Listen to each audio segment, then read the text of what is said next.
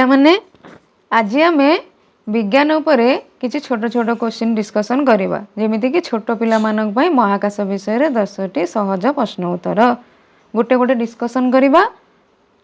प्रथम क्वेश्चन है चंद्रपृष्ठ रे पदार्पण करिथिबा प्रथम व्यक्ति किए? Neil Armstrong. द्वितीय क्वेश्चन केउ ग्रह को लाल ग्रह बोली कहा जाए? मंगल ग्रह को लाल ग्रह बोली कहा जाए। सूर्यंकर सबुठारु निकटतम ग्रह केउठी? बुध ग्रह सूर्यंकर निकटतम ग्रह अटे। सूर्य आलोक ताप केमिति देई थाए? सूर्य आलोक ताप हाइड्रोजेन और हीलियम गैस जलिबारु देई थाए। केउ ग्रह रे सुंदर सुंदर बलय अछि? शनि ग्रह रे सुंदर सुंदर बलय अछि। सूर्यमंडलर सबुठारु बड़ ग्रह केउठी? सूर्यमंडलर सबुठारु बड़ ग्रहटी है बृहस्पति ग्रह।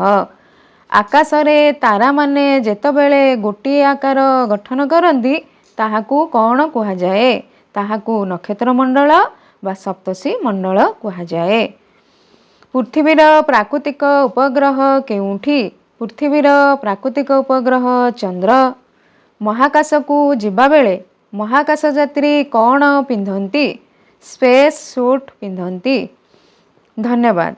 यही सबू क्वेश्चन आम डिस्कसन करवा। आहुरी किसी क्वेश्चन अच्छी आम नेक्स्ट वीडियो रे करवा। आज वीडियोटी एतिकी।